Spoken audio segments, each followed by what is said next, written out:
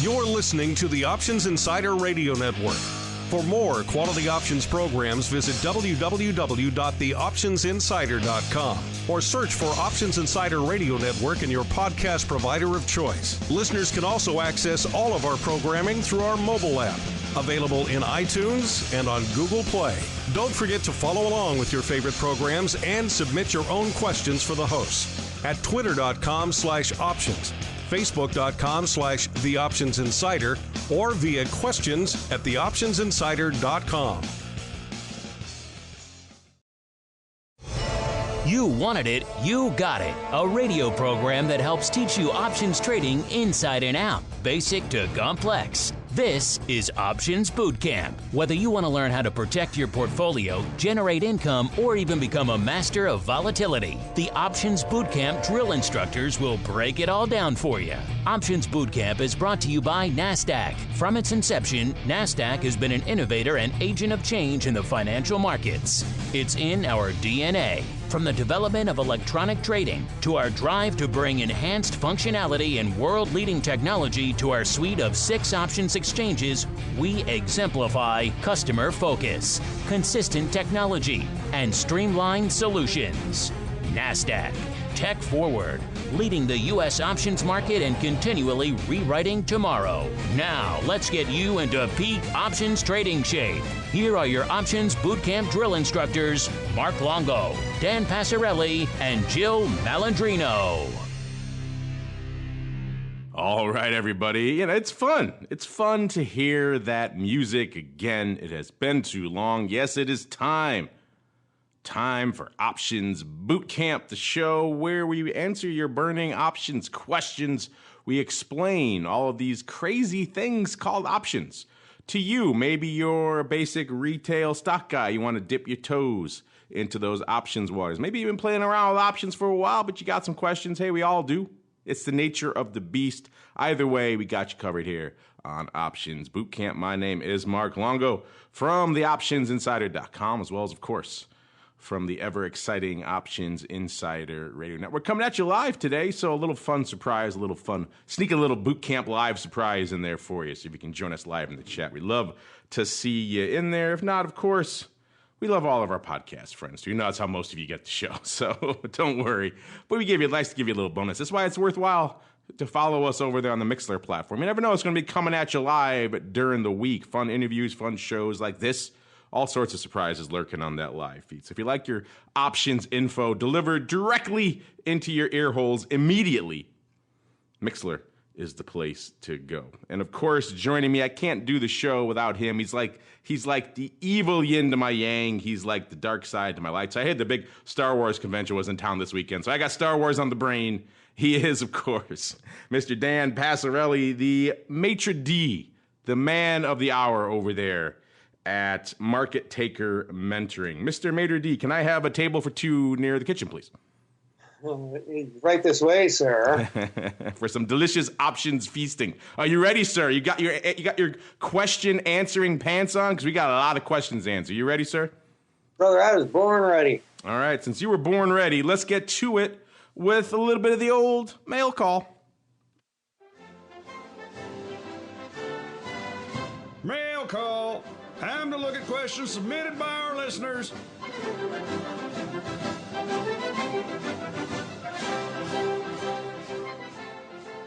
You know, the fun thing about doing this show is that whenever we do it, the depths of January, who knows, the leafy days of fall, whenever it might be we're doing it, it's always 4th of July on this show, Dan, because it just sounds so festive, so patriotic here. It is fun. Of course, we're going to do, because it's been a while since we've done one. I know I promised you more of these. We're going to get more of these shows going to you. But as you might imagine, we build up quite a back catalog of questions that you guys have. And I don't blame you. We got a lot of things going on in the world of options that are crazy, that are twisted, that are weird, that are just hard to understand if you're coming at it for the first time. So we're going to walk you through it. You know, obviously we don't do this show all the time. So when those questions come into this show a lot, sometimes we have to route them to other shows just to make sure you guys get answered, or we answer them directly.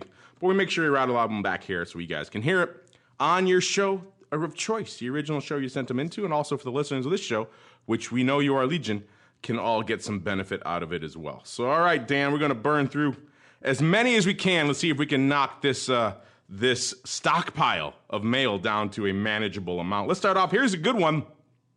And it's right for you, Dan, so it's a perfect way to start off. Let's see. This comes from Joe and Linda. So you have two fans, Jan. Just two, but two. At least you got two, so that's good, right? That's better than when you started the show with. You had zero. So there you go. Now you got two. Joe and Linda. They say, I have been knee-deep with you guys for the last 14 months and can't thank you enough for the wealth of information you provide. One of my favorite quotes, your generosity is only exceeded by my gratitude. I have a long commute to work in the morning and have managed to listen to all 240 plus of the Options Options Playbook episodes. So well done to you, sir. He says all of the Options Bootcamp. So well done to you again.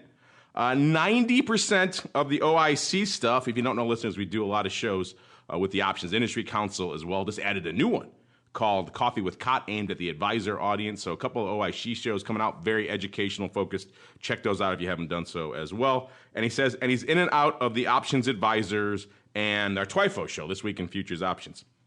He also says, I haven't missed Option Block for the last few months. So Joe and Linda, I love you both. You guys are clearly devoted listeners, and we thank you. He goes on to ask his question.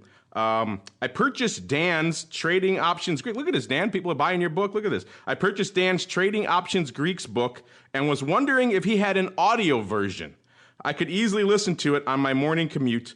You guys, thank you so much for all your help. Looking forward to the future with you guys. Going to be successful enough to be able to travel to thank you guys in person. Thanks again, Joe.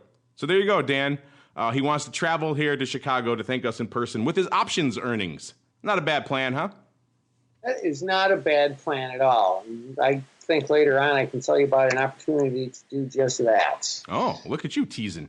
But yeah, he wants to know a pretty simple question. Do you have an auto, and you have a lot of books out there, Trading Options Greeks. What are some of the other ones? Remind our listeners, Dan.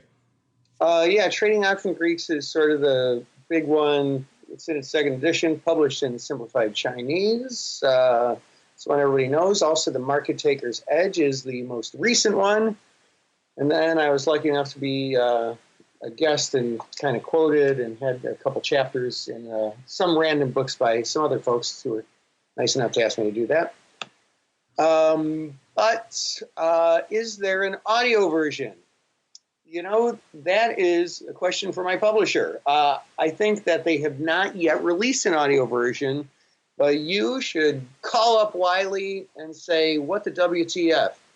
Let's get an audio version of Passarelli's book here, man. I think part of the challenge with the options stuff, too, is a lot of visual components, right? There's charts and graphs, and those are kind of hard to convey. I mean, we do it here because that's kind of, we made our living doing, that's kind of, we've learned how to do it, but it's a challenge if you're just a regular audiobook guy to be able to convey an options P&L graph in audio only form sometime. Wouldn't you agree, Dan?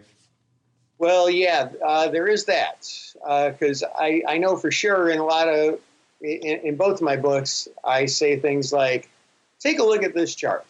And, you know, it's not going to come across so well when you're, you know, on the running trail or on the train or driving in your car. So maybe that's part of the problem, too, I guess. Yeah, the format is not exactly. And I know this because I do a lot of audio. And so I get approached, as you might imagine, quite a bit by different people who are options authors saying, hey, you have a good voice for options, so why don't you do my audiobook? And the answer is always, well, you know, A, B, it's a lot of work. It's like days and days in the studio. So if I'm going to do it for somebody, you're going to have to make it worth my while. All the stories I've heard from people who narrate audiobooks, that it is a horror show of a process. Like literally every sentence has to be, oh no, do it with this inflection, do it with that. And you have quite a few sentences in a book. So it's many, many 12-hour days, 10-hour days in a studio just reading, which may not sound exhausting until you have to do it again and again and again. Then yeah, trust me, as someone who speaks for a living, that's a lot of speaking. So yeah, if you want me to do your audiobook, people out there, you know, come with heavy. Or don't come at all, as they say on The Sopranos, right? Hey, that sounds like a great idea. Yeah, when you call up Wiley and say, get Passarelli's book on audio, we're gonna get Mark to narrate it with the silky smooth sounds of his voice. The silky smooth Options Insider coming at you with Options Greeks and all the other ones, Market Taker's Edge. We'll just have a plethora of audio. But I think there is a lot to be said. Maybe we can even do like maybe an excerpted version. Maybe there are certain chapters that are more conducive to audio than others. We make maybe make the Dan Passarelli audio edition, just like excerpts from all your greatest hits, and we do something like that. We leave out all the P&L graphs and all the other stuff that requires a little bit pulling over to the side of the road. You can't listen while you're driving. But yeah, I'm a fan. That's a good question, Joe. I'm a fan of audio books. I like them, and as you might imagine. And so I think that's a good question. So yeah, maybe we'll get one of those going for you. Maybe you got the wheels spinning. Forward that email to your publisher, Dan, and say, hey, look, let's get it going. All right. Let's see here. What do we got? We got Rayman 5839. I love some of these numbers that people come up with their names. Were there 5838 of other Rayman out there that they couldn't take, so he had to go up to 39? Who knows? Who knows how these numbers come about? But Rayman 5839 wants to know. He says, hi. Well, hello, Rayman. Is the option premium, goes right into the question, I like it. Is the option premium counted toward exercising an option when in the money? I'm new to options, so thanks. And he goes on to ask, would it only be profitable then if the intrinsic value heavily outweighs the extrinsic? Okay, so let me see what he's saying here. Is the option premium counted toward exercising an option? So listeners, and he says he's new to options, so first off, you're coming to the right show, Raymond. Well done. By premium, obviously, listeners, there's two components. Talked about this before. Go back to some of our early episodes of this show. That's the nice thing about this show. It kind of never goes out of style. It never goes out of date. You can start at the beginning at any time, and we'll walk you through all the different concepts here.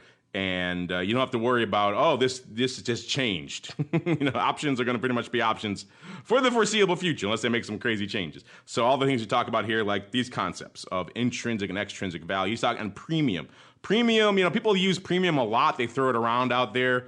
I'm selling premium. I'm buying premium. They use it kind of as a general option buying and selling term to really mean all of the money that you're collecting when you're selling an option or when you're buying an option.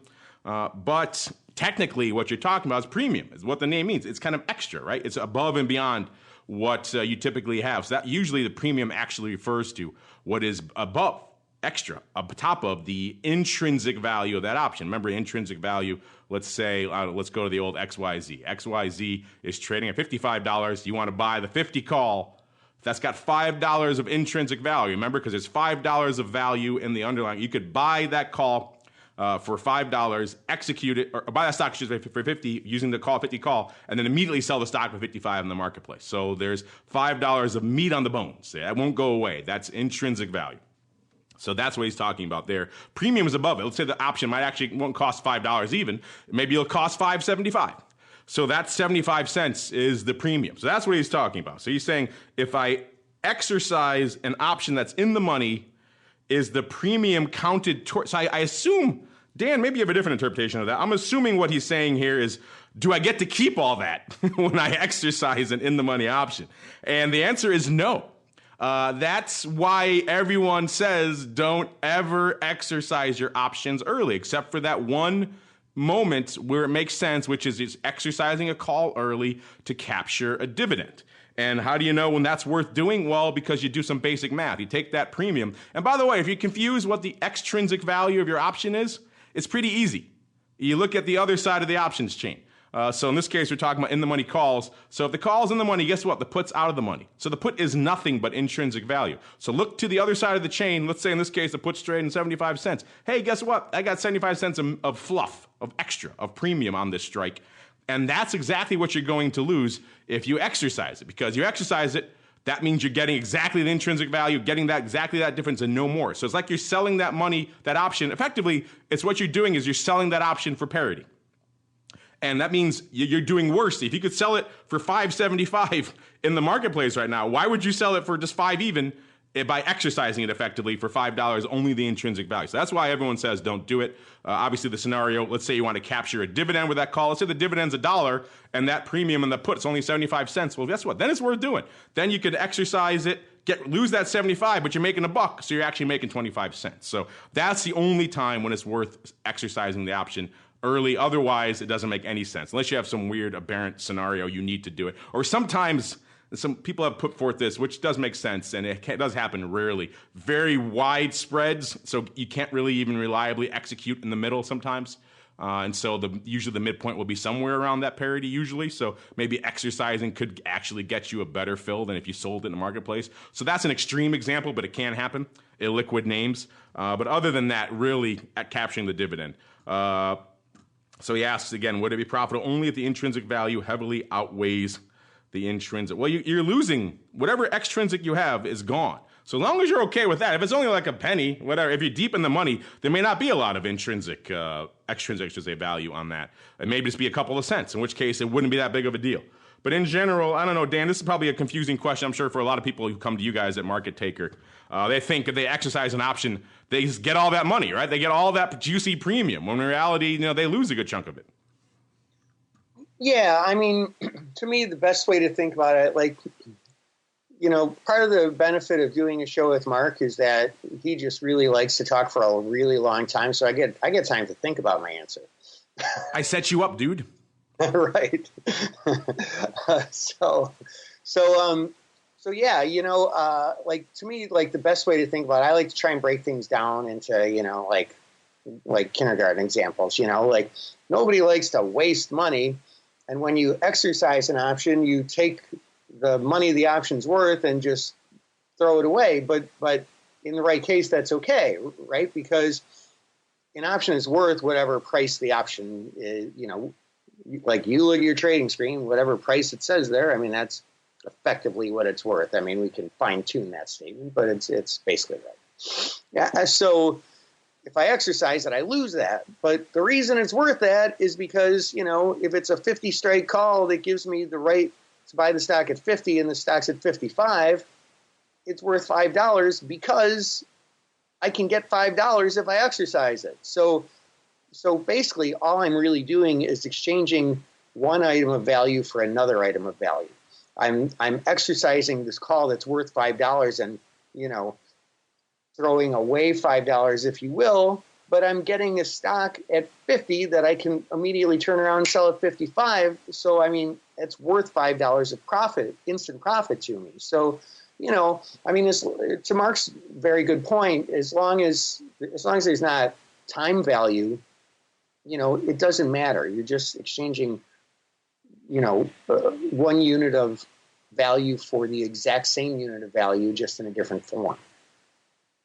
And one point too, I'm not sure if this was at the heart of your question, but most brokers, when you exercise it, you'll probably have to pay commission on the stock that you purchase through the exercise. So, know that, which is why for me when I'm acting with my option trader hat on, I never want to get assigned or exercise because there's an extra commission there. When I'm using my investor hat, then I don't really care because it's a transaction I'd make either way.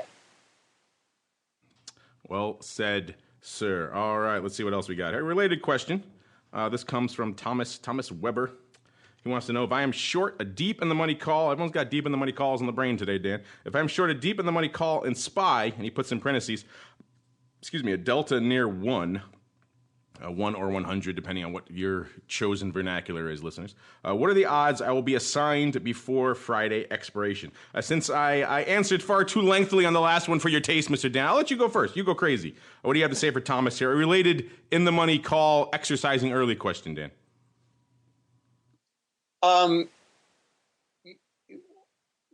Wait a minute.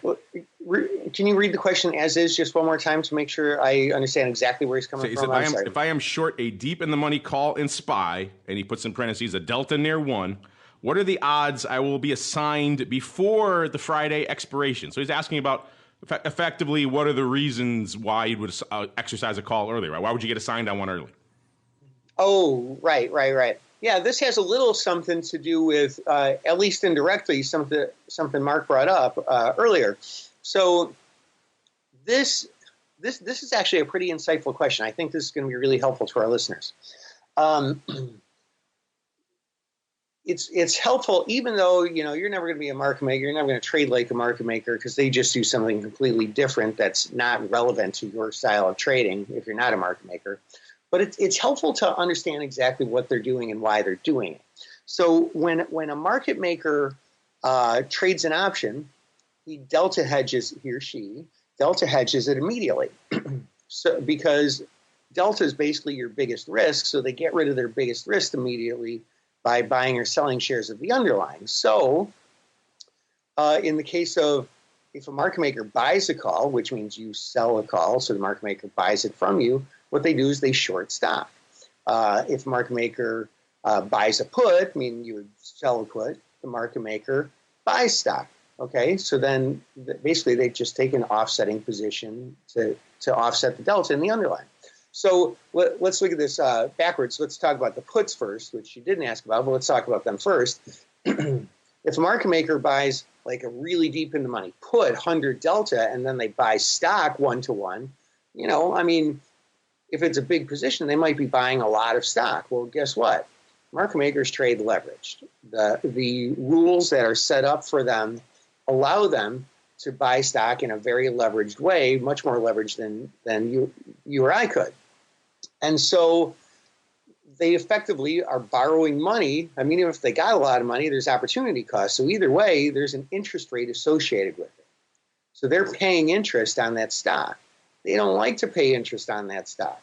So if the put is really deep in the money, 1-to-1, and there's no time value, this is very related to the last question, fortunately, they'll exercise that put because, they're just long 100 deltas, short 100 deltas with no time value, meaning they can't make or lose money. They could lose money if it goes, if the stock rises a whole bunch. So they're definitely going to exercise so they don't pay interest. But guess what? If they're long calls with 100 deltas, then they're short 100 shares against each contract they have. And market makers, unlike a typical retail trader, which is us, you, the listener, and me and Mark these days anyway, market makers get paid interest on stock they're short. It's called a short stock rebate. Crazy, right? Because, when you short stock, you get cash in your account and they earn interest on that cash. Guess what? People like earning interest. Well, let's just put the period at the end of that sentence. People like earning interest, right? When I was a market maker, there were times when I was short literally, like hands to God, millions of dollars worth of stock in Ford and some of the bigger stocks that I traded. I was literally short or long millions of dollars of stock. I'm okay making interest on millions of dollars. So I don't want to exercise those calls and get rid of that short stock I'm earning interest on. The only reason I would is if there's a dividend coming, and then I would only exercise it right the day before the ex-dividend date, so I collect as much interest as I can and then get the dividend. Yeah. I kind of turned that around on you, Mark, and I was long-winded. Sorry. No, there you go. See, that's why I set you up. See, sometimes, you know what it is? It's just the deep in the money call ones. They get us fired up for some reason. I don't know what it is. But it's funny. I've often said this before, and I don't remember this came in. Obviously, it came in around SPY earning or SPY dividend time, because that's when these questions always come in, right? I can just check I don't have to check my calendar. I can just check my email. Oh, it's about SPY dividend time, because that's when we start getting these questions. Because that's when you're going to get it, right? He asks specifically about SPY. And so SPY, the only time you really need to worry about that is really around that dividend. And, it crops up usually around similar times in the quarter, but not exactly. So you have to kind of pay attention to when that's coming up. It's not like, it's one of those weird ones that the dividend is not like officially, they don't announce it really that much ahead of time. It's kind of just comes up. But you can look at your past calendars and see when in the quarter it typically comes out. So you're prepared for it when you're trading SPY. And people always overwrite SPY calls and everything else like that, and they forget there's actually a dividend in SPY. So there are times when all of a sudden you look at your statement and say, wait a minute, where'd all these assignments come from? And that's why, because people are trying to capture that dividend. So just bear that in mind when you're out there slinging calls willy-nilly in SPY, that some of those could come back to bite you, perhaps. If it could be a good thing if they're exercised early. That could always work out for you. But if you want to make sure you're prepared for that eventuality. So if you're writing premium in SPY, know there's a dividend. And so some of those, the calls at least, could be exercised early. So plan for that when you're out there writing calls like crazy in SPY. All right, let's see here. Alto wants to know, which do you think has a better chance of happening? No more earnings calls or after-hours options trading? And which do you think would be more impactful for options traders? Do you have a preference? Well, Dan, I believe what he's referring to is earlier this year, we saw maybe I think it was more towards the end of last year, actually. We saw an interesting push from a wide variety of areas. I think Warren Buffett was pushing for it. A few other big financial names came out for it. I think even Trump weighed in on it, saying they want fewer earnings calls. So instead of the once a quarter season we have now, spread it out more because this causes more turbulence and it's not an efficient and effective way to really disseminate information for people out there. So that was kind of a big drumbeat. It seems to have died off a little bit, but it was a big drumbeat maybe 4 or 5 months ago. And then the ever-present boogeyman of after-hours options trading. Everyone wants the latter. The retail side, listeners of this show, they all want it. A lot of the retail brokers want to give it to you. I've talked to a lot of them. They all kind of want to give it to you. It's the exchanges and a lot of the other groups that would have to staff the liquidity, the market makers, the trading firms who are less gung-ho about after-hours options trading. And from talking to all of them and from hearing, the feedback from things like the SEC would have to approve such things, and FINRA and others, it doesn't seem like there's a lot of impetus from them to make it happen. So there's kind of this weird gulf in the option space right now, whereas retail and everyone interacts with retail, the brokers and all the others, they want that. They want you to be able to trade our options 24/7. Think about it. If you're a broker, that's good for you. You got to staff up a little bit more to man that, but you got people around that are usually manning risk anyway, especially if you're doing futures, which most of the big brokers are anyway. So you got people there anyway, so you may have to staff up a little bit more, but people can trade all throughout the night, which is good for you. So you want that, and you want your customers to be happy. And clearly, particularly around earnings season, we get this call all the time, or email in our case. Hey, how come I can't sell my calls on Google? The stock's up 200 handles in the after hours. How come I can't close it out? So yeah, that's a constant source of frustration for a lot of our audience. Which one has a better chance of happening? I don't think the earnings thing is going to happen. That's a big seismic shift anytime soon. So I guess neither one's going to happen anytime soon. I guess if I had to pick one, I probably would say the after hours options trading, even though I think that's not happening this year or anytime soon either. But I guess since it's a less macro-oriented thing, it has a better chance overall of happening. It's just the options market. Dan, you have anything on this one? After hours options trading or no more earnings calls? And which one? Oh, also the second question, which would be more impactful? I'm going to have to say the after hours options trading, right? Because you can trade all day. So that would be a good thing. Dan, what do you think here for Alto? Yeah, I mean, dude, we got a great thing going. Don't F with it. Here's the thing. I mean, first of all, as far as earnings goes, why would you want to minimize that volatility? It's fantastic. And why would you want to take away from the ability to trade earnings? I mean, probably our most popular class that's not a subscription class is our total earnings domination class. Because, I mean, holy cow, it is like the best opportunity that comes around 4 times a year to make money, yeah, no, keep it. It's great just as is.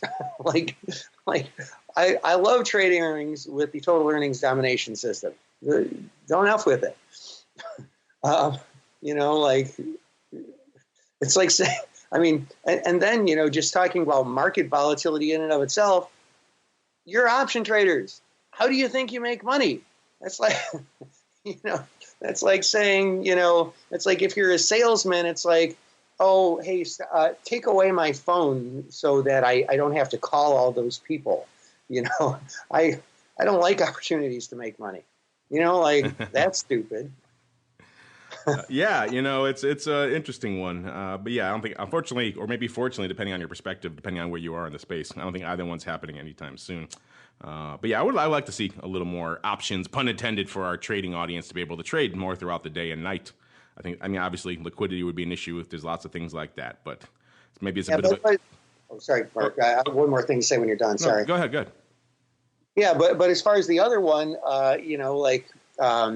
talking about extending hours for option trading, man, I hate to say this, and I don't necessarily believe in this, but just looking at history, it's almost like you can call a market top, because when people start talking about extending option trading into after hours, it's always a market top. So I hope people aren't talking about that too much. I mean, I haven't been following, but because what happens is when the market's really, really great for trading, people trade more options and they're just making money and they're like, this is freaking great. Let's extend the hours. And then it's, and then when so many people are just killing it, all good things come to an end. So I hope too many people aren't talking about that. I never thought about it from the contrarian perspective. That's why you're the black-hatted guy. You think of it from the dark side. I like it. So maybe that is the sign that the worm is turning out there. I like it. All right, let's see. What do we got here? So there's another creatively named individual, 6654P. They want to know, why are options on SIBO and CME Group viewed differently? Okay, a lot to unpack here. By SIBO, I'm assuming he loosely means the entirety of the equity option space. So that's kind of how I'm going to view his question, because obviously the stuff on MIAX or NASDAQ or other exchanges, all equity options too, they're markedly different outside of your SPX and your VIX, which are exclusive to SIBO. I'm assuming you don't just mean SPX and VIX, you mean the whole universe there. So in general, broad 10,000 foot, you're talking effectively equity options or options on equities and indices, and then effectively futures options. That's the broad 10,000 foot difference, really. Obviously, those are options primarily on futures, and there are some places where they overlap, like the S&P, for example. Both the SIBO and the CME have options on the S&P. And they sometimes, when they're in those serials and the quarterlies, in particular the quarterlies, outside of the serials, that's when they line up pretty much very well. But outside of those moments, you have the big and mini S&Ps on the SIBO. You have SPX. Also on the CME, you have SPX on the SIBO, and variations therein. You have weeklies, all these other things. But outside of those, it really is a different beast. Primarily, you're talking options on stocks, so the multiplier is going to be different. The underlying is obviously markedly different. A stock is a much different beast in the future. Remember, if you're trading an option on a future, now you have two expiration dates, not just one. And how many times you as a stock trader out here coming to this show, let's say you buy Apple and it moves against you. It hasn't happened lately, but let's say that happens. What do you say now? Oh, well, you probably don't sell it. You say it's a long-term hold, right? You can't really do that with the future, because if A, the future is marked against you all the time with all the different ticks, and then B, it has an expiration date. It goes away. So there's the challenge of kind of the dual expirations you have to deal with, in addition to the different multipliers and everything else, in addition to the different contract specs that pretty much vary in terms of multipliers and everything else, depending on which product you're looking at. CME has a vast array of products. I mean, we talk about them every week on our This Week in Futures Options show, so I encourage you, if you're intrigued by that, 6654P, to check out that show if you haven't already. But you can trade, ags, metals, equity indices, you name it. Crude oil, the sky's the limit. Dairy, fluid milk, lean hogs. You can trade options on whatever, pretty much almost anything you want over there. But they're all going to be different in terms of multipliers and everything else. A few other things to note, top level. Most of the stuff they have on CME is pretty much predominantly European. Not a lot of early exercise going on over there. So that's all these questions we're getting about exercising early, not really an issue for most of the CME things. Also, margin treatment is going to be a little bit different. But why they're viewed differently, the broad 10,000 foot thing is predominantly options on futures on one venue and predominantly options on equities on the other. Dan, anything you want to add on the differences between futures options and equity options? Yeah, just a couple things. First of all, THX 1138 or whatever your name is. Thanks for that would be a better name, THX 1138. I like that better. Yeah. First of all, thank you for acknowledging that, because I will tell you what, like everybody in Chicago, like anybody who's like in the options space, who is, as far as professionals, most of them live in Chicago, obviously, right? Like, we see like the difference, like it's two completely different things. Like I don't remember if you mentioned this, Mark, but like they're regulated, like securities options on stocks are regulated by the SEC. The other stuff from CME, like that's regulated by the CFTC rather. So, they're two completely different things. But like, if you talk to somebody from New York, they're like, oh yeah, options and futures, all that crap, it's all in the same bucket, and it's like, what are you talking about, So thanks for that acknowledgement. I I appreciate that deeply. But yeah, besides just that they're regulated by different entities, I think, I don't know, I'm a little bit, in case you guys, after watching, how many episodes of this did we do so far, Mark? Oh, well over 100. I'll take a look at the exact number, but well over 100. Yeah, I mean, in case you guys haven't realized this after listening to well over 100 episodes, I'm just a little bit of a dork. In some ways. I mean, generally speaking, I'm extremely cool, but, in some ways I'm kind of a dork. No, you're mostly a dork. I'll go along with it. Yeah. Well, the line is a gray area. It's a fine line between sexy and sexist. So anyway, let's just pretend I didn't even make that reference. What commodities options grew out of is commodities, if you trade corn or soybeans or wheat, it's 5,000 bushels. Why? Because that happens to be how many bushels fit in the train rail car, and so that's why the contracts are sized that way. They're sized for very practical delivery methods, but then when it comes to options on stocks, well, actually they're also kind of sized for practical delivery methods, 100 shares, So I don't know. I'm just kind of adding some color to what Mark said. And by the way, I looked while you were talking, and that lengthy answer. I had plenty of time, so thank you. Actually, I was wrong. 75 we've done. I thought we did over 100, so 75. Maybe just talking to you, it seems like well over 100, but it's 75. 75. So this is episode 76. And I didn't even get into this, so you accuse me of being long-winded, then you go into regulation. I love it. I didn't even go there. So I purposely avoided the regulation, and then Dan steers the ship right into it. So well done there. Well done there, sir. All right, let's see. Paul's up next. Paul Vasquez. He wants to know, got a lot of expiration and assignment questions here, which is interesting. When is the, quote, official close as far as options expiration is concerned? I've had calls assigned and had stocks put to me when the strike was out of the money at market close, but it moved in and out during after-hours trading. Any light you can shed on how options work would be appreciated. Thanks, Paul from Sacramento. So lovely, scenic Sacramento. Hope things are nice. Usually they are, so I guess I don't have to hope too much for that. Paul, you've noticed that, have you? You've noticed that what happens in the immediate after-hours after expiration tends to affect things, and that's a good takeaway lesson for everyone listening at home right now, is that, you have this perception when you first come to options is bam, close. Okay, it's over. We're done. Let's get the heck out of Dodge. Let's go have a beverage or whatever the case may be. No, you're not done, particularly if the underlying is hovering around your strike, or if perhaps there's some interesting events going on in the after hours. Maybe earnings is after expiration. If that's the case, as Paul and many of our listeners have learned, often to their dismay, the game's not over. The game is still afoot. You have several hours at least until after expiration.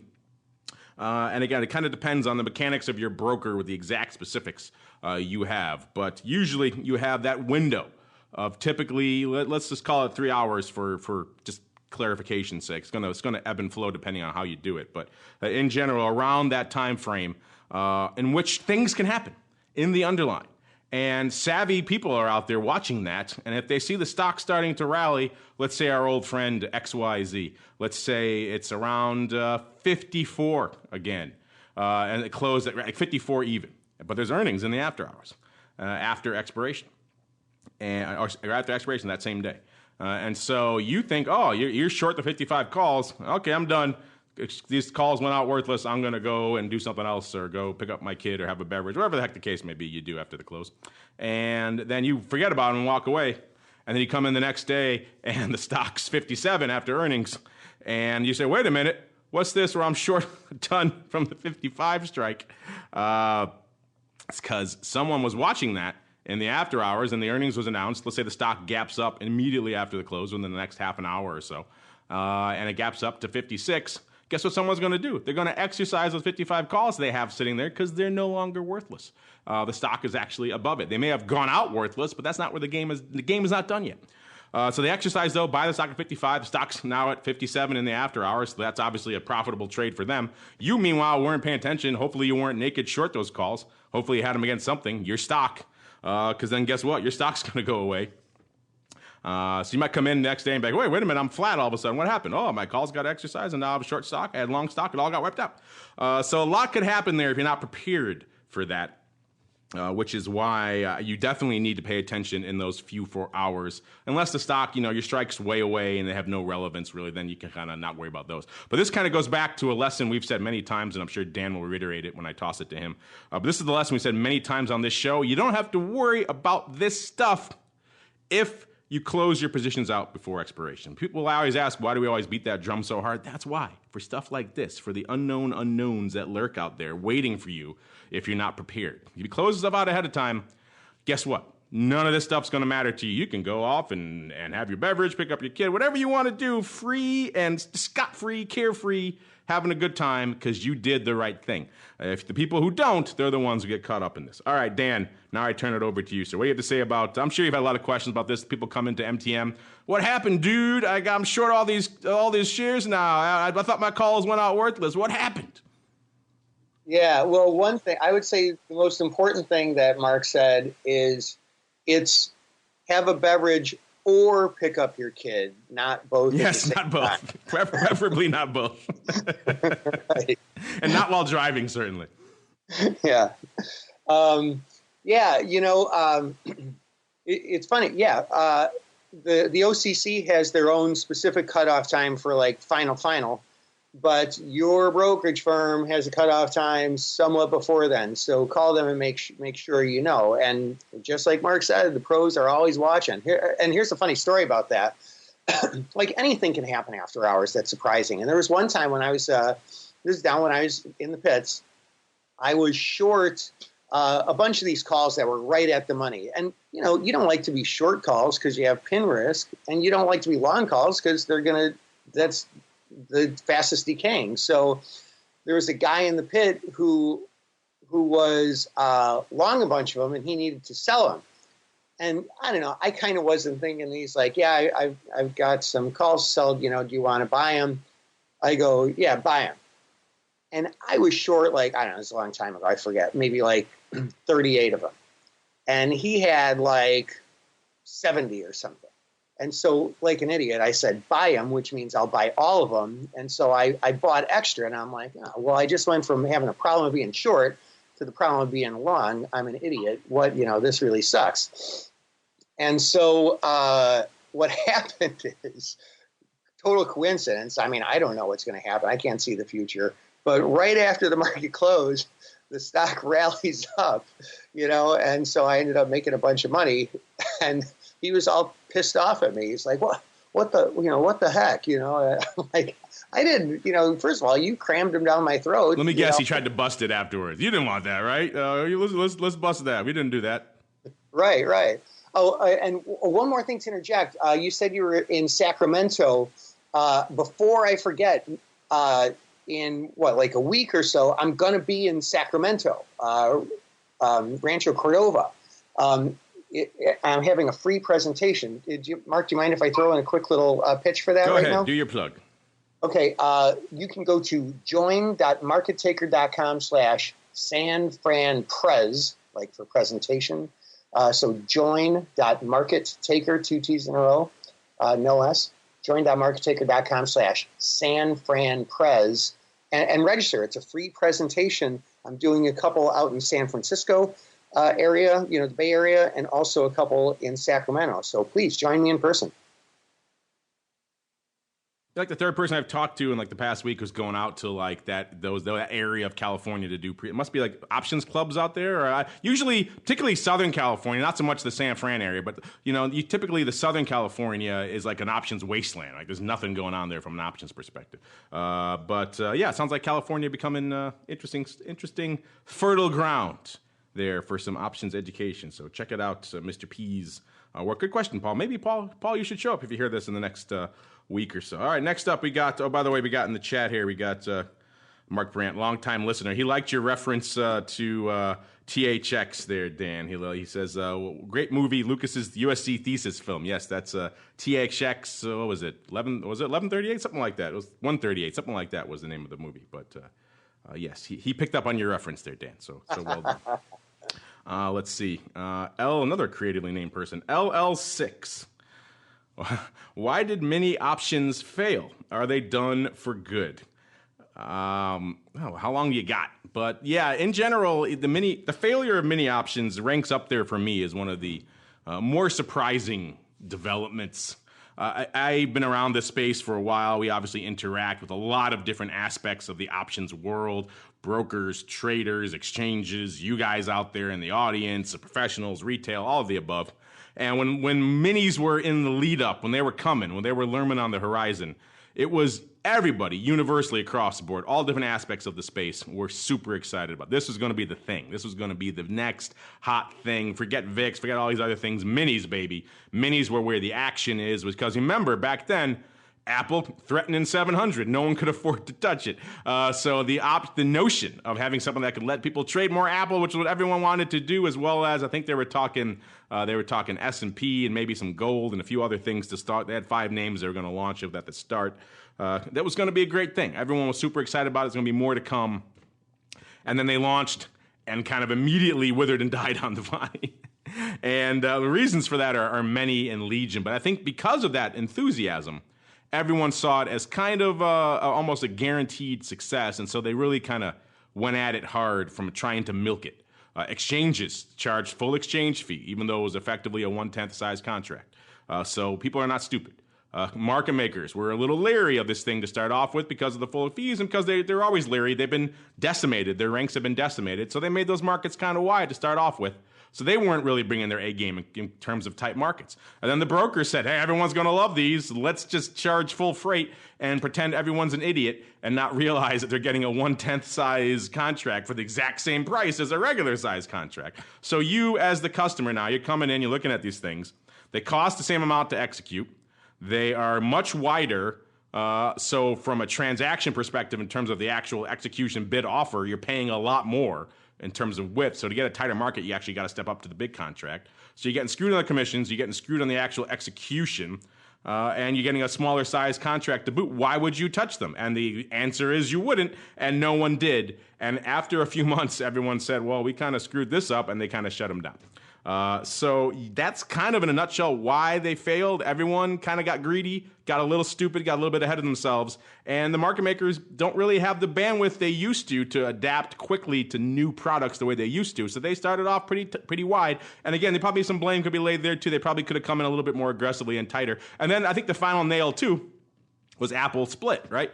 And so once that happened, it kind of eliminated one of the primary driving forces for these products, which was to get at Apple, which was pushing 700. Now it's much more reasonable again. So that was, if there was any opportunity for that, that kind of seemed. That said, I do these things every year. I'll talk to people all the time from different aspects of the industry. And I'm going back down to OIC in a couple of weeks, so I'll get the lay of the land there again. But in the past year, I've heard some rumblings with things like Amazon and Google and these other popular names, over 1,000. I have heard some inklings. No one said the word minis to me, but I have heard some rumblings of things that let's call are similar to minis. People think maybe there is an opportunity for that. So I don't know if I would say they're done for good, but the initial incarnation, yes, those are done. Dan, is that your take as well as why minis failed, or do you have some other area you want to elaborate on? Yeah, no, I mean that's a really great insight, Mark. Yeah, I mean, that's the thing is the exchange business is really, really competitive these days.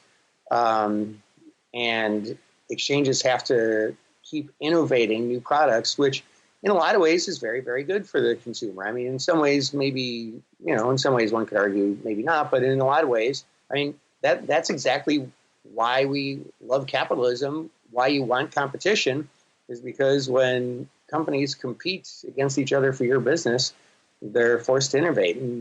And more choices, especially when it comes to option trading, more choices of things to trade actually begets liquidity and makes tighter markets and just gives you more flexibility. So, yeah, I mean,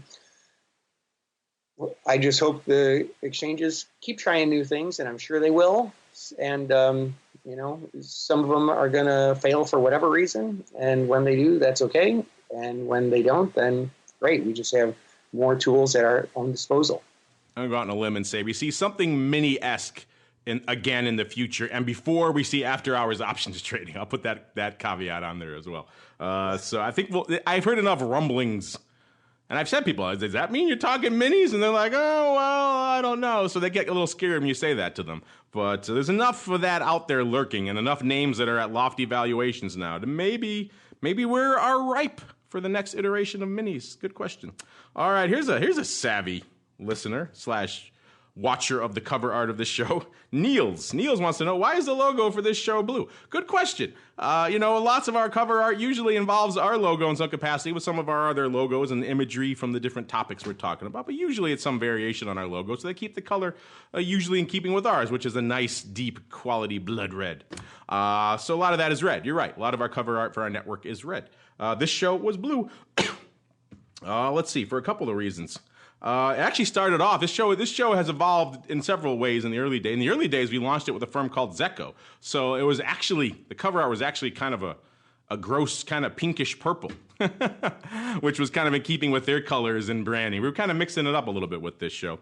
And then we went to another firm called Sogo, and they were blue. So we thought we changed it to blue. And it's kind of just been blue ever since. And then NASDAQ was kind of in blue, keeping as well, so it kind of worked for them.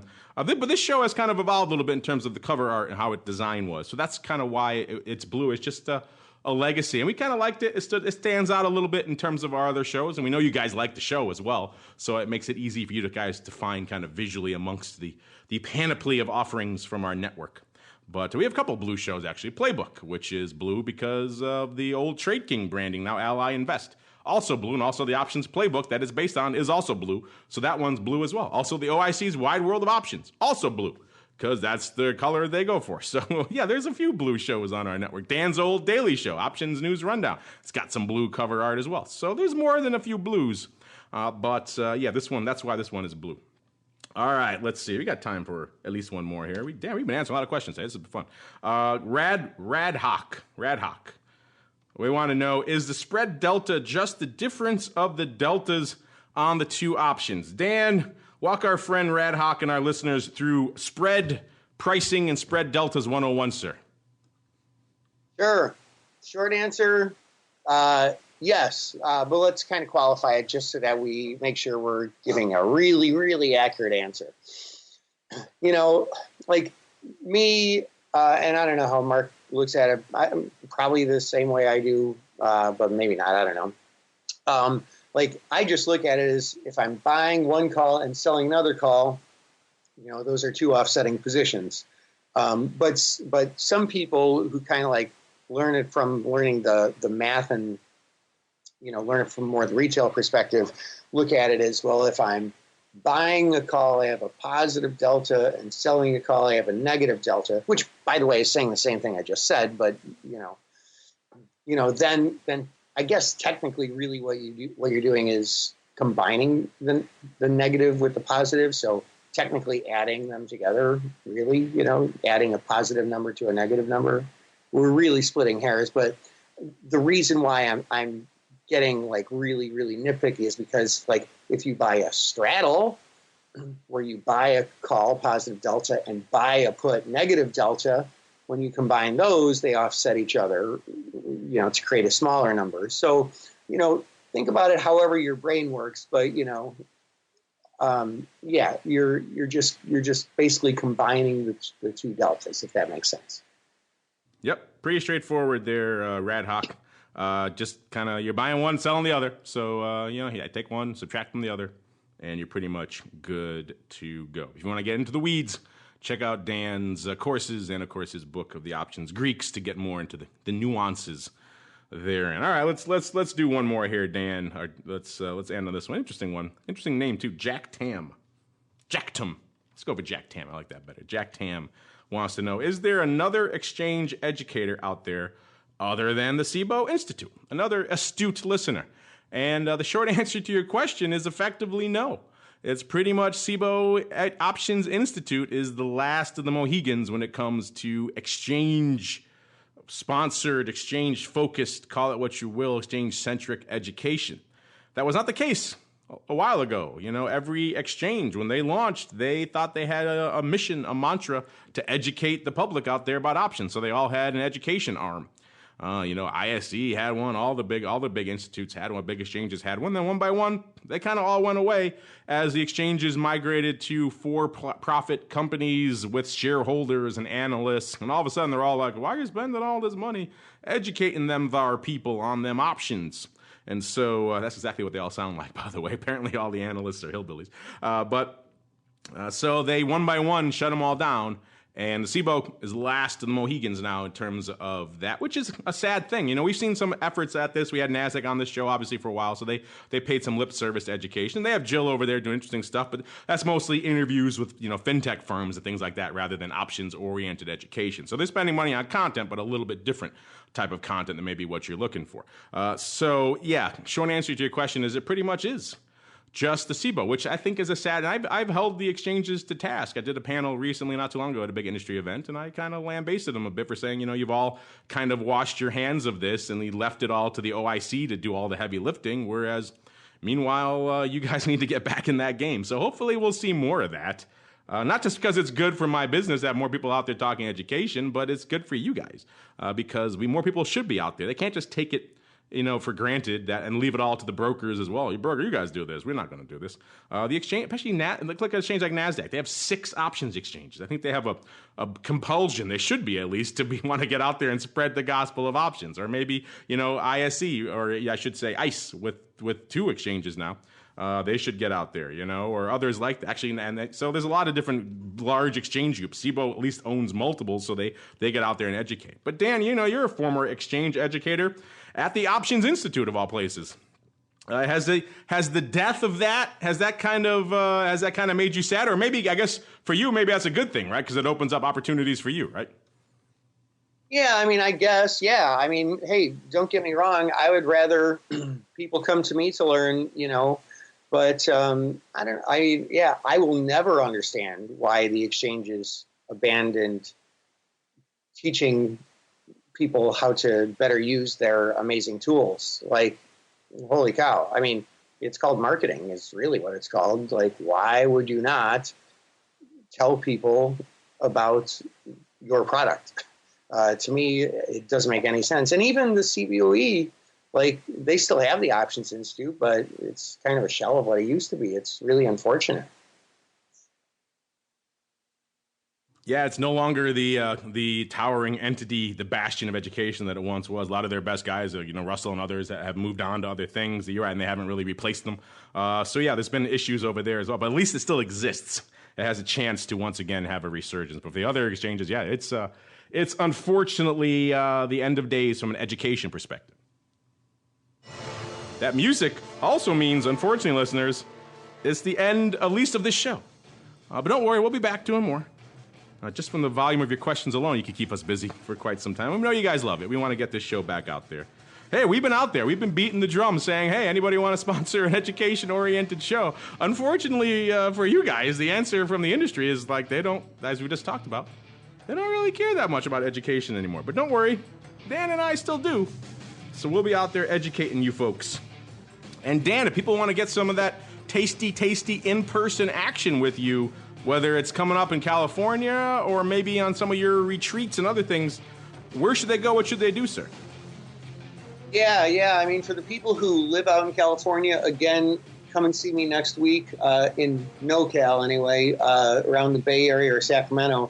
It's join.markettaker.com/SanFranPrez, all one word. So join.market, like stock market, taker, like take something, 2 T's in a row, .com/SanFranPrez. There you go. And about your big retreat coming up, or is that's not for a couple months, right? Yeah, my big retreat is coming up in July, and we actually have people coming from all over the world to that.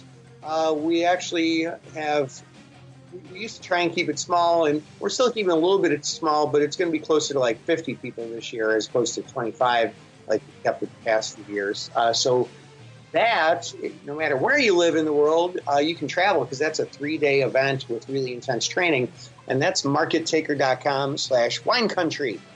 So again, market like stock market, taker like take something 2 T's in a row, markettaker.com/wine country. Back to wine country. I guess if there's worse places to go, right, than hitting the old wine country again. That's a fun area here. So check it out if you want to get a 3-day dose of Mr. Passarelli up in your face with some options education. And you listen to a show like this, you may want that. Check it out. You can find it all markettaker.com. That's 2 T's, by the way. I always leave off 1 T by accident whenever I'm typing that. It's 2 T's, markettaker.com to learn more. And on behalf of Dan and indeed myself, I want to thank all of you out there for continuing to listen and continuing to download the archives of the show. We love you guys. That's why we're doing more episodes for you. No one's paying us to do this. We're just doing it for you guys because we love you. So stay tuned to the feed. We'll be getting more episodes out there for you, answering questions, all the other good stuff. If you have a question you want to answer on the show, hit us up. You guys know how to find us. And we'll see you next time for more Options Bootcamp.